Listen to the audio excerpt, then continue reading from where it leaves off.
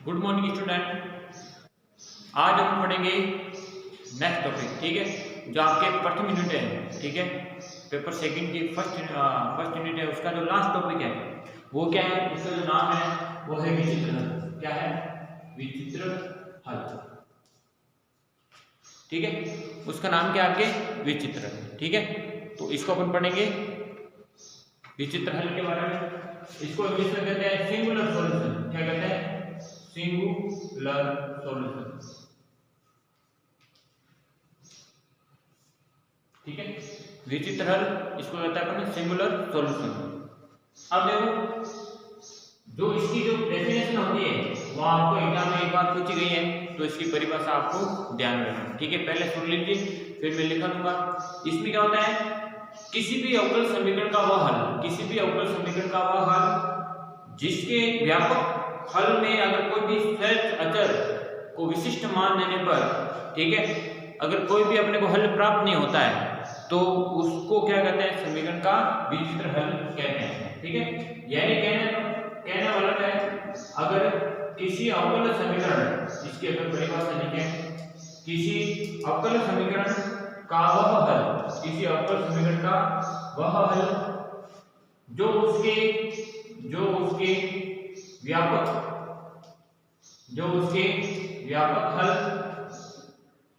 हल में सहज अचर, व्यापक हल में सहज अचर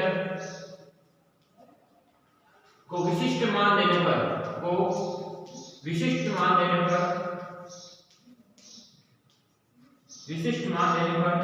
प्राप्त नहीं होता,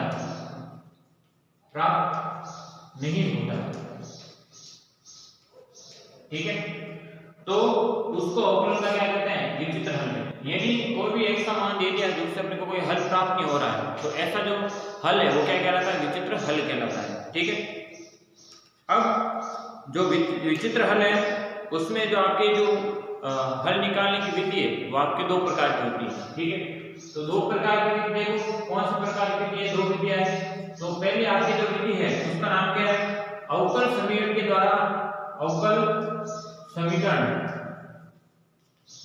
के द्वारा हल। अवकल समीकरण के द्वारा क्या निकालना है? हल निकालना, पहले आपकी विधि है, ठीक है। दूसरी है सीधे अवकल समीकरण द्वारा, सीधे अवकल समीकरण द्वारा, सीधे अवकल समीकरण द्वारा। पहले क्या आपके अवकल समीकरण द्वारा और दूसरी है सीधे अवकल समीकरण द्वारा, ठीक है। तो दो विधि है। अब देखो, इसमें आपको अवकल समीकरण के द्वारा, जैसे आपको कोई फंक्शन इस प्रकार से दे रखा है x y dy upon dx के रूप में अगर कोई फलन दे रखा है, ठीक है, तो इसको अपन क्या लिख सकते हैं? x y और p लिख सकते हैं, क्योंकि p को अपन क्या लेते हैं? dy अपॉन dx लेते हैं। तो इस प्रकार अगर आपको फलन दे रखा है, ठीक है, तो उस फलन का जो भी इसका जो हल होगा, ठीक है, जैसे इसका हमने हल निकाला तो प्रकार का हल मान लिया गया y dash x y c के रूप में, क्योंकि y को क्या करते हैं? c से रिप्लेस करते हैं। जैसे मान इसका ये व्यापक हल है, यानी इस समीकरण का जो ये है मान व्यापक हल है, तो व्यापक हल जो अपने को प्राप्त हो रहा है, तो व्यापक हल में आपने क्या किया? p का मान c पुट किया, ठीक है। यानी आप p जो भी है x y p में था और इसका आंसर कितना है? x y और c में, ठीक है। अगर जो भी व्यापक पद अपने पास आ रहा है, जैसे अपने पास पाई डैश है, ठीक है, तो अगर पाई डैश का जब क्या करेंगे? अगर p के सापेक्ष क्या करते हैं? अगर इसका अवकलन करते हैं x y और p, यहाँ पे क्या है? x y और c का अगर अवकलन करते हैं किसके सापेक्ष? c के सापेक्ष। किसके सापेक्ष करते हैं? c के सापेक्ष अगर अवकलन करते हैं, आंशिक अवकलन, ठीक है, वहां पे क्या हो जाएगा?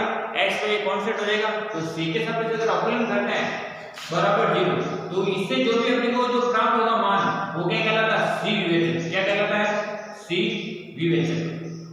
यानी जो भी यहाँ पे c का मान जो भी प्राप्त आएगा वो क्या रहेगा? आपके c विवेचन के रूप में अपने को प्राप्त करें। जो भी c का मान आएगा वो आपके जो समीकरण है, इस समीकरण वापस रखेंगे तो अपने पास क्या आ जाएगा? समीकरण का हल आ जाएगा। तो इस प्रकार से ये पहला टाइप है, ठीक है। तो पहला टाइप आपके क्या हो जाएगा? अवकल समीकरण द्वारा हल ज्ञात करना। तो अवकल समीकरण के द्वारा हल ज्ञात करना, तो यहाँ पे c के साथ क्या करना? आपको इसका डिफरेंशिएशन यहाँ से अवकलन करना है, ठीक है। तो पहला मेथड ये था। दूसरा मेथड है सीधे अवकल समीकरण द्वारा, यानी जो आपको सीधा अवकल समीकरण समीकरण दे रखा है उसके द्वारा हल निकालना, तो उसके द्वारा हल कैसे निकालते हैं? सिंपल, इसमें आपको जो पद दिया होगा हो गया x y t के रूप में दिया गया होगा, ठीक है। इसमें क्या करना है, इसमें आपको ये करना है d ऑफ dp, ये क्या करना है x y t का क्या करना है, t के सापेक्ष क्या करना है, पार्शियल डिफरेंशियल यानी आंशिक अवकलन करके द्वारा इसको हल करना है, ठीक है। तो इस प्रकार जो भी आंसर और जो भी अपने पास मान आएगा p का, वो क्या कहलाएगा, p विवेचक, क्या कहलाएगा, p विवेचक। p विवेचक मतलब डिस्क्रिमिनेशन, विवेचक को कहते हैं डी से शो किया जाता है डिस्क्रिमिनेशन, ठीक है। तो p विवेचक और c विवेचक, ठीक है। यानी क्या मतलब एक तो हल प्राप्त होगा, एक हल क्या देगा आपके अवकल समीकरण द्वारा हल प्राप्त होगा, ठीक है, और एक आपके होगा सीधे अवकल समीकरण यानी सीधे अवकल समीकरण के द्वारा। तो दो अपने इस प्रकार से क्या रहेगा, अवकल समीकरण के व्यापक हल द्वारा, ये आपके अवकल समीकरण के व्यापक हल, यहाँ पे लिखना है व्यापक हल, व्यापक हल यानी इस अवकल समीकरण का व्यापक हल निकाला, तो व्यापक हल से हमने क्या, इसका डिफरेंशिएशन क्या c के सापेक्ष, तब जाकर हमने क्या c के माने c का हल निकाला यानी c विवेचक, और ये आप सीधे अवकल समीकरण से निकाला। इन दोनों में इतना ही डिफरेंस है कि इसका आपने व्यापक हल निकाला, तो व्यापक हल द्वारा ये होगा हल, और उसका सीधे अवकल समीकरण के द्वारा निकाला तो ये अवकल समीकरण। तो सीधे अवकल समीकरण के द्वारा हल निकालना है तो क्या आएगा p विवेचक, और अगर व्यापक हल द्वारा हल निकाला तो क्या आएगा c विवेचक। तो ये आपके जो टॉपिक था क्या था, विचित्र हल, उसके निकालने की विधि दो प्रकार की। अब इसमें ये सब टॉपिक है छोटा। अब देखो इसमें जो क्वेश्चन आता कैसे है उसको अपन करते हैं सॉल्व।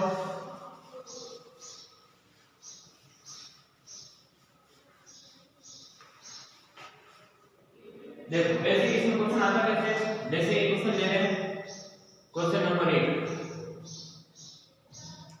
क्लोरो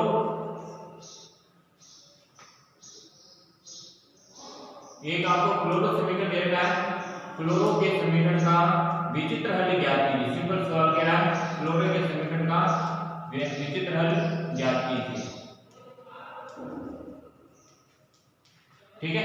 समीकरण सिंपल आपको दे रखा है, तो y बराबर px plus f of p, ये आपको क्या रहेगा क्वेश्चन दे रखा है, ठीक है। अब y बराबर क्या दे रखा है, px plus f of p दे रखा है। अब ये क्या है, कल हमने पढ़ा था क्लोरो समीकरण है, ये क्या है क्लोरो की फॉर्म है, तो इसको जो सोल्व करना है, तो इसका जो व्यापक हल निकालना है, तो क्लोरो में क्या करते हैं, p बराबर c पुट करते हैं, तो इसका जो व्यापक हल होगा क्या रहेगा, ch प्लस क्या रहेगा f ऑफ c। तो इसका जो ये क्या होगा, आपके पास व्यापक हल हो गया। अब व्यापक हल द्वारा जो हल निकालना, तो उसके लिए क्या रहेगा, c विवेचक आ जाएगा, ठीक है, क्योंकि c का मान आ जाएगा। अब जो आपको ये समीकरण दे रखा है y बराबर c, तो इसका क्या करेंगे, c के सापेक्ष क्या करेंगे, c के सापेक्ष आंशिक अवकलन, क्या करना है, आंशिक अवकलन। तो इसका c के सापेक्ष क्या करेंगे, आंशिक अवकलन करेंगे, तो y का हो जाएगा 0, क्योंकि x यहाँ पे क्या कांस्टेंट है, तो c का क्या रहेगा आपका x प्लस यहाँ पे क्या रहेगा f डैश c, क्या रहेगा f डैश c, c के यहाँ पे क्या रहेगा 1 हो जाएगा, और f dash f of c का क्या हो जाएगा f डैश c, ठीक है। तो जो यहाँ पे समीकरण प्राप्त हो रहा है, समीकरण नंबर इसको ले लीजिए 1, यहाँ पे 2 और यहाँ पे क्या रहेगा 3, तो समीकरण 2 और 3 क्या रहेगा, इसके जो c विवेचक के क्या हो जाएंगे, हल हो जाएंगे। इसी प्रकार p के लिए जैसे आपके हल हो रहा है, क्या रहेगा c विवेचक का हल, क्या रहेगा c विवेचक के लिए हल, यहाँ पे हो जाएगा c विवेचक के लिए हल हो जाएगा, क्योंकि हमने व्यापक समीकरण से निकाला, तो c विवेचक के लिए क्या रहेगा हल। इसी प्रकार अगर आप डायरेक्ट इस समीकरण से सीधे अवकल समीकरण से अगर हल निकालते हैं, तो वो क्या रहेगा, यानी यहाँ से क्या करना है, अपने को डिफरेंशिएशन ऑफ p करना है, ठीक है। y बराबर px plus f of p, क्या करना है, p के साथ आंशिक अवकल, तो ये क्या रहेगा p, तो हो जाएगा 1 x plus f dash p बराबर क्या हो जाएगा 0। तो ये आपका समीकरण 1 और 4, ये क्या रहेगा p विवेचक, यानी p विवेचक को प्रदर्शित करना है, ठीक है, क्योंकि f डैश p बराबर क्या हो जाएगा माइनस ऑफ x, तो ये क्या करेगा विचित्र हल, यानी जो आपकी विचित्र हल x और y के, यानी आप कह सकते हैं जो c विवेचक के लिए हल ये प्रकार है, और p विवेचक के हल ये अपने पास क्या दोनों समान आ रहे हैं, ठीक है, क्योंकि अगर p का मान अगर c पुट करते हैं तो अपने पास क्या है दोनों के जो विवेचक के मान क्या होंगे बराबर हो जाएंगे। तो इस प्रकार से आपको समीकरण के हल निकालने हैं। तो छोटा सा टॉपिक था ये विचित्र हल। अब देखो इसमें एक सब टॉपिक है इंपॉर्टेंट है वो,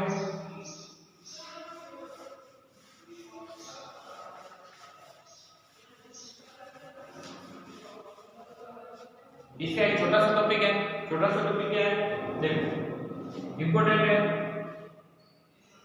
बाह्य बिंदु पद क्या है, बाह्य बिंदु पद, ठीक है, इसमें आपके स्पर्श नोड,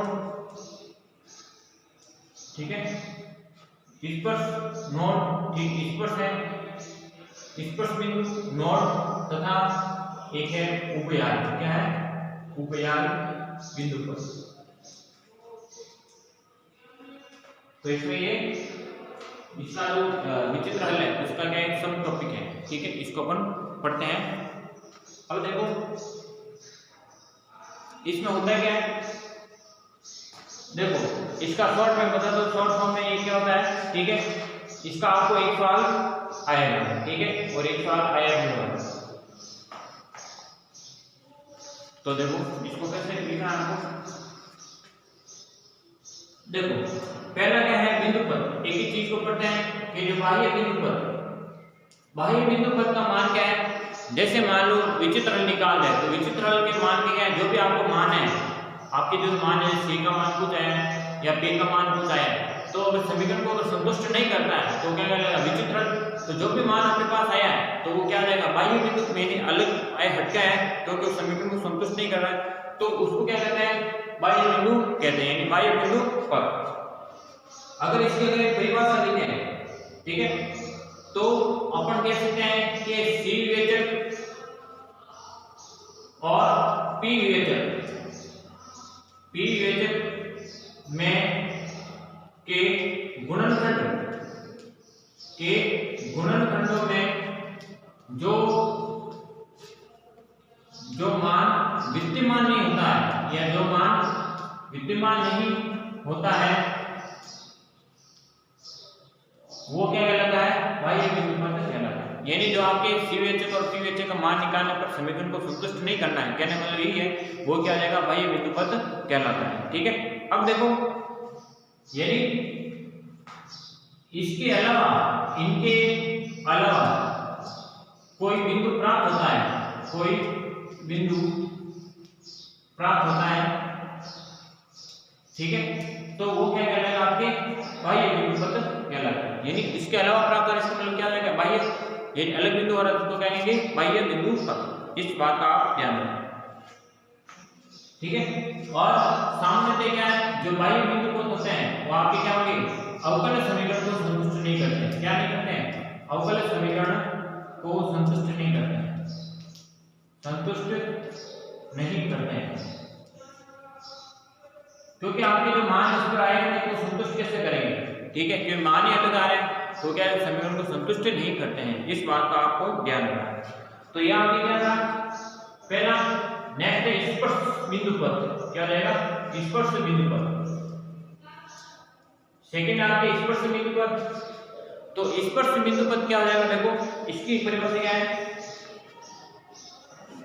देखो स्पर्श बिंदु पद क्या है p के दो मान समान, क्या रहेंगे p के दो मान समान, p के दो मान क्या है समान प्राप्त है, तो p के दो मान अगर समान प्राप्त होते हैं, ठीक है, और p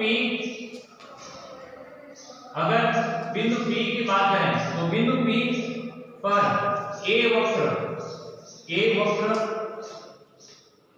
के दो क्रमागत क्या रहेंगे, दो अक्रमागत वक्रों को स्पर्श करता है, वक्रों को, ठीक है, वक्रों को स्पर्श करता है तो क्या कहलाएगा स्पर्श बिंदु कहलाता है, क्या कहलाएगा स्पर्श बिंदु कहलाता है। ये बात आपको याद रखनी, ठीक है।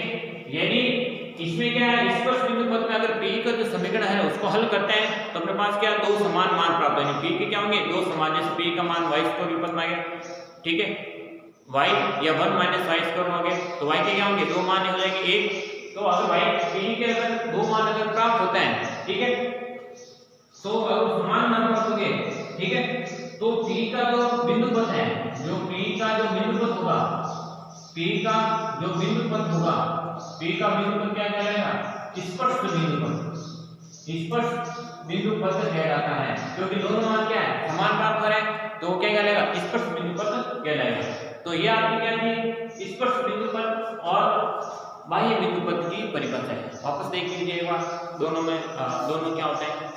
देखो बाह्य बिंदु पथ क्या होता है, C विवेचक और P विवेचक के गुणनखंड में जो मान विद्यमान नहीं होता है, अर्थात अवकल समीकरण को जो मान संतुष्ट नहीं करता है वह बिंदु क्या होगा अलग मान प्राप्त यानी बाह्य बिंदु पथ होगा, यानी जो समीकरण को संतुष्ट नहीं करता है वो कहलाएगा बाह्य बिंदु पथ, शॉर्ट फॉर्म। स्पर्श बिंदु पथ, स्पर्श बिंदु पथ ये क्या है P के लिए, स्पर्श बिंदु पथ P के लिए और नोड ऑफ C के लिए काम लेते हैं, यानी P विवेचक अगर बात आ जाए तो उसके लिए आ जाएगा स्पर्श बिंदु पथ। तो इसमें क्या होता है P के दो मान समान होते हैं, जैसे मान लो P माइनस a का होल स्क्वायर आ गया तो P के मान क्या होंगे दो, एक एक होंगे। तो बिंदु P पर एक वक्र दो कर्मगत वक्रों का स्पर्श बिंदु कहलाता है। दो कर्मगत, अकर्मगत का मतलब क्या है, यानी वो कंटीन्यूअस नहीं आना चाहिए, ठीक है, यानी एक के बाद एक, जैसे P की वैल्यू आगे फिर C की वैल्यू अकर्मगत होना चाहिए, ठीक है। तो ऐसे जो बिंदु हो जाएंगे वो क्या कहलाएंगे स्पर्श बिंदु पथ कहलाएंगे, ठीक है, यानी इसमें मान तो समान होंगे पर कर्मगत नहीं आएंगे, बीच में कोई मान नहीं आएगा। अब देखो नेक्स्ट, तो ये क्या है बाह्य बिंदु पथ और स्पर्श बिंदु पथ। अब जहाँ पे स्पर्श बिंदु पथ का जो समीकरण है, इसका स्पर्श बिंदु पथ का जो समीकरण है, बिंदु पथ का समीकरण, इसका स्पर्श बिंदु पथ का जो समीकरण है उसको हम क्या लिखते हैं, ये होता है आपके t x, y बराबर 0, यानी इसको t से प्रदर्शित किया जाता है, t x, y बराबर 0, यह होता है स्पर्श बिंदु पथ का समीकरण, ठीक है। अब इसमें याद रखना चाहिए जो P के तो दो समान मान होंगे, ठीक है, P के तो दो समान मान होंगे, बट परंतु C के दो मान समान नहीं होंगे, दो मान समान नहीं होंगे, ठीक है, समान नहीं होंगे, ये बात आपको ध्यान रखना। किसमें स्पर्श बिंदु पथ में, यानी स्पर्श बिंदु पथ में क्या होगा आपके जो P के है, P के दो मान समान होंगे बट C के मान समान नहीं होंगे, इस बात का आप ध्यान रखें। नेक्स्ट आपके ये दो टॉपिक हो गए बाह्य बिंदु पथ और यहाँ पे हो गया स्पर्श नोड बिंदु पथ। अब देखो इसके साथ एक पढ़ लेते हैं, ये देखो इसका क्रम है px, y बराबर 0। अब देखो यहाँ पे क्या है नोड बिंदु पथ, नोड बिंदु पथ, इसकी परिभाषा आ चुकी है आपके, ठीक है, 2018-19 का पेपर हुआ था उसमें आपके परिभाषा आ चुकी है 1 नंबर से। तो देखो नोड बिंदु पथ क्या होता है, देखो इसमें क्या होता है C के मान क्या होता है समान हो सकते हैं, C के मान समान हो सकते हैं, ठीक है। इसमें क्या है E के दो मान समान होते हैं, इसमें क्या आपके C के दो मान समान होते हैं, ठीक है। तो C के दो मान समान होते हैं और जो वक्र के कर्मगत क्या है, कर्मगत वक्रों का क्या होगा, कर्मगत वक्रों का प्रतिच्छेदन बिंदु होगा, क्या होगा प्रतिच्छेदन बिंदु होगा, यानी बीच वाला पॉइंट अपने को क्या होगा प्राप्त, ठीक है। यहाँ पे ऐसा नहीं था कि प्रतिच्छेदन बिंदु हो, वहां पे क्या स्पर्श बिंदु था, यहाँ पे क्या था प्रतिच्छेदन, यानी प्रतिच्छेद करते हुए मान अपने को प्राप्त होंगे, दो मान क्या होंगे C के मान समान होंगे, ठीक है। तो इस प्रकार के बिंदु को क्या कहते हैं नोड बिंदु पथ। देखो स्पर्श बिंदु पथ में नाम पता चल रहा है कि स्पर्श है, अब नोड का मतलब क्या है वो प्रतिच्छेद करेगा, यानी दो बिंदु है तो दो बिंदु के C के मान समान आएंगे तो दोनों क्या एक दूसरे को क्या करेंगे प्रतिच्छेद करेंगे, इस बात को आपको ध्यान रखना, ठीक है। और इसमें देखना है कि P के मान समान, अगर इसमें P का अगर मान अगर प्राप्त हो रहे हैं अगर वो असमान है, क्या है P के मान अगर असमान है, ठीक है, तो उस नोड को अपन क्या कहेंगे, उस नोड को क्या कहेंगे अपन कहेंगे अनुलोम, क्या कहेंगे अनुलोम, इनुलोम कहते हैं इंग्लिश में, ये आपके इनवेलोप, ठीक है। अगर P के मान, अगर C के मान समान नहीं है, अगर P के मान अगर असमान प्राप्त होते हैं, एक तो नहीं प्राप्त होना और एक असमान प्राप्त हो रहे हैं, तो क्या हो जाएगा, वो उसको क्या कहेंगे, अपन कहेंगे अनुलोप कहते हैं, ठीक है, यानी नोड पर अनुलोप कहते हैं। तो इस प्रकार से आपके क्या है, आपके बाह्य बिंदु पर स्पर्श और नोड पर। नेक्स्ट है आपके उभय आर्क।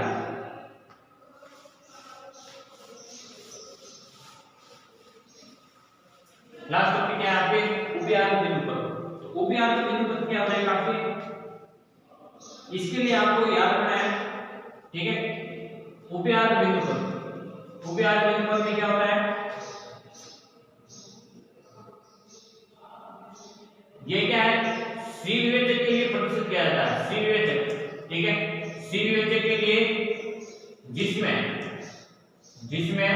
क्या होंगे, जिसमें सी के मान क्या होते हैं, सी के मान क्या होंगे, समान होते हैं, सी के मान समान हो, तो उसके कहते हैं उभय आर्क बिंदु पर। अगर सी के मान समान प्राप्त होंगे तो ऐसे बिंदुओं का जो बिंदु पर क्या कहता है, उभय आर्क, ठीक है। अब जो ये C के मान होंगे, तो C के जो मान होंगे उनको क्या कहते हैं, उभय आर्क, क्या कहते हैं, उभय आर्क कहते हैं। उभय आर्क वाले जो समान मात्रा होंगे C विवेचक के लिए उनको क्या कहते हैं, वैसे क्या कहते हैं, उभय आर्क कहते हैं, ठीक है। और इसमें जो कर्णों का प्रतिच्छेद बिंदु भी होगा, ठीक है, यानी जो आप इससे पहले पढ़ा था नोड में भी सेम इसी प्रकार से वहां पे क्या है, C के समान मान प्राप्त होंगे और C का मान क्या होगा, ये भी प्रतिच्छेद करेगा, प्रतिच्छेद बिंदु प्राप्त होगा। और इन दोनों में जो अंतर क्या है, ठीक है, इस दोनों में अंतर क्या है, आपके जो नोड वाले हैं इसमें क्या है, जो P विवेचक और C विवेचक क्या है, P विवेचक और जो C विवेचक है, ठीक है, दोनों का एक गुणनखंड प्राप्त होगा, दोनों का एक गुणनखंड क्या होगा, समान होगा, समान प्राप्त होगा, यानी दोनों का एक में एक मान क्या होगा, समान प्राप्त होगा, ठीक है। पहले वाले में हमने पढ़ा था कि P का मान समान प्राप्त होगा, इसमें क्या होगा, एक P का मान और एक C का मान क्या होगा, समान प्राप्त, यानी उभयनिष्ठ होगा, एक मान क्या होगा, उभयनिष्ठ होगा, ठीक है। तो ऐसा आपको क्या लगेगा, ये क्या रहेगा, उभय आर्क। और इसका जो समीकरण होता है इसको C से प्रदर्शित किया जाता है, C x, y बराबर g। तो इस प्रकार से आपके क्या हो जाएगा, ये जो टॉपिक थे, छोटे-छोटे टॉपिक थे इसमें। अब देखो इनको जो शॉर्ट में लिखने का तरीका है वो किस प्रकार लिख सकते हैं,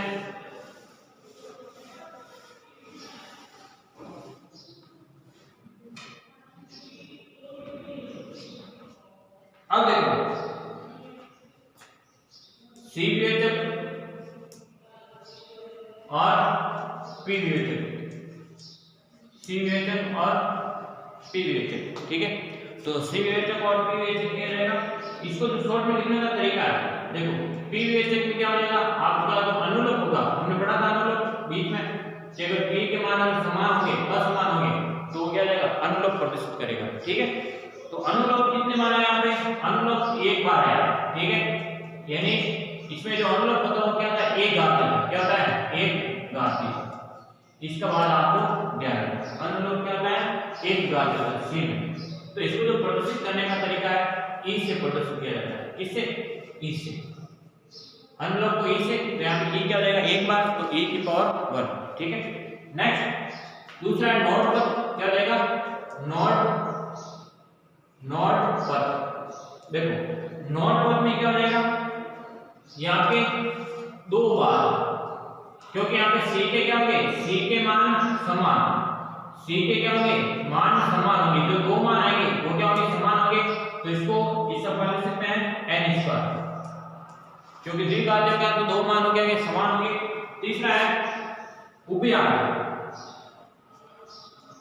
उभय आर्क पर, तो ये क्या लेगा, तीन बार का मतलब, क्योंकि एक तो दो C के मान समान होंगे और एक P का गुणनखंड और C का गुणनखंड भी क्या होगा, समान होगा, तो एक तो दो मान समान होंगे और एक C और P का गुणनखंड में से आया तो C के तीन मान प्राप्त होंगे, तो क्या रहेगा, इसको लिखेंगे C क्यूब, ठीक है। तो ये क्या रहेगी इस प्रकार से, यानी इसको तो शॉर्ट में लिखें तो ये क्या रहेगा आपके E n square C cube, ठीक है। और यहाँ जब इसकी बात करते हैं, इसकी P विवेचक के बारे में किसके बारे में, P विवेचक के बारे में बात करते हैं, तो इसमें देखो क्या होगा, अनुलोम की बात करें तो अनुलोम क्या रहेगा, अनुलोम तो सिंपल आपको एक बार ही प्राप्त होगा, ठीक है, क्योंकि V का मान क्या होगा एक बार आपके असमान का दूसरा, ठीक है। यहाँ पे देखो क्या होगा, यहाँ पे जहाँ पे नोड पद नहीं होगा क्या होगा, स्पर्श बिंदु पद होगा, ठीक है। तो यहाँ पे स्पर्श बिंदु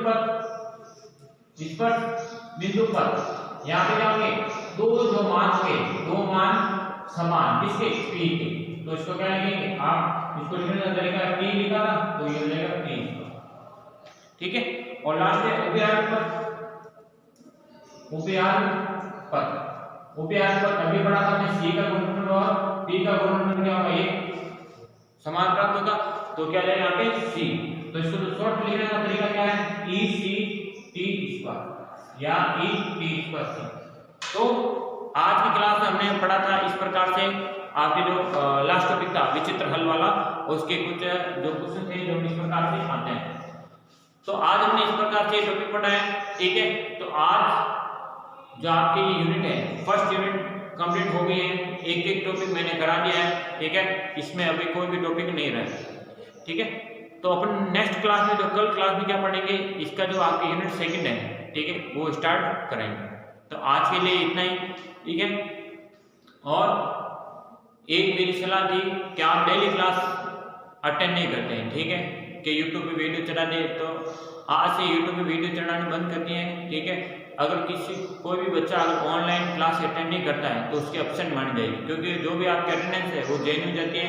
तो अगर आपने अगर लाइव क्लास अटेंड नहीं देखी तो उसके जिम्मेदार आप खुद होंगे, ठीक है, क्योंकि आपको एग्जाम में बैठने नहीं दिया जाएगा। तो आप इस बात का ध्यान रखें और डेली की डेली क्लास अटेंड करें, इसमें कोई लापरवाही नहीं बरतें, ठीक है। तो जो भी मैं पढ़ा रहा हूँ वो आप पढ़ते रहे, साथ साथ इसके जो क्वेश्चन है वो भी करते रहे साथ साथ, ठीक है। अगर कोई परेशानी है तो आप, मेरे नंबर है ही आपके पास, ठीक है, तो आप क्या करते हैं मैसेज कर सकते हैं। बाकी आप इसी क्लास चलिए, कंटिन्यू क्लास चलती रहेगी और इसको पढ़ते रहेंगे। तो आपकी क्या होगी, फर्स्ट यूनिट क्या होगी कंप्लीट हो गई है, तो कल से अपन क्या करेंगे सेकेंड यूनिट क्या करेंगे स्टार्ट करेंगे। तो आज के लिए क्या करेंगे इतना ही समाप्त करते हैं, आज नेक्स्ट क्लास में क्या करेंगे कल करेंगे, ठीक है।